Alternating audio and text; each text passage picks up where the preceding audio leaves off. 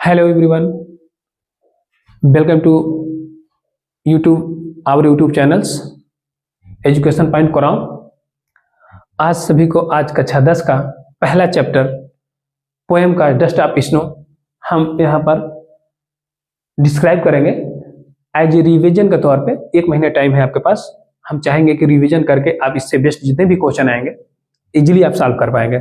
ठीक है, तो डस्ट ऑफ स्नो जो कि कक्षा 10 के पहला पोएम है और रॉबर्ट फ्रॉस्ट के द्वारा लिखी गई है।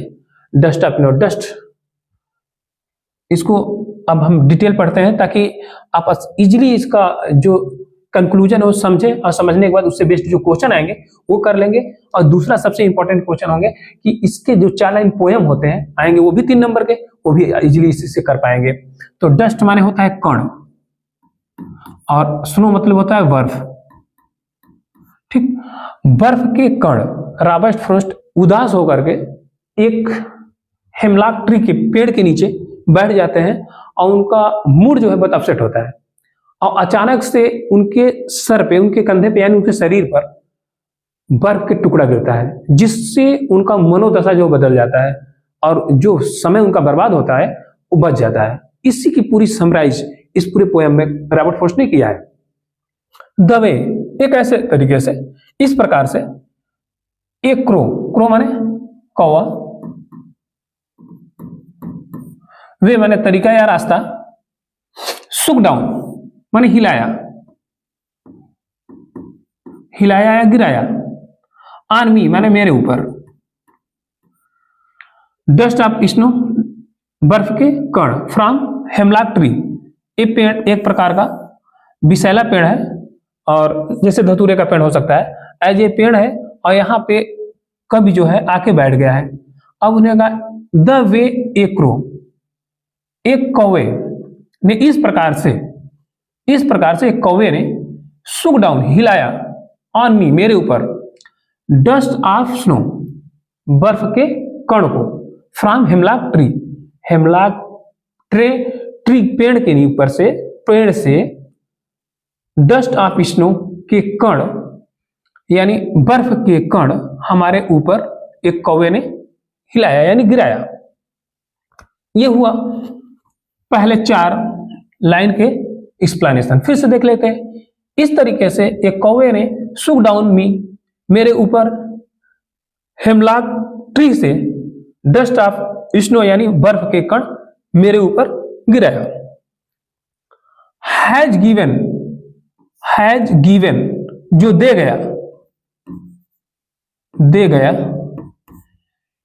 माई हार्ट मेरे हृदय को, मेरे हृदय, हार्ट माने हृदय, हैज गिवन माई हार्ट मेरे हृदय को दे गया ए चेंज ऑफ मूड, मेरे चेंज मूड माने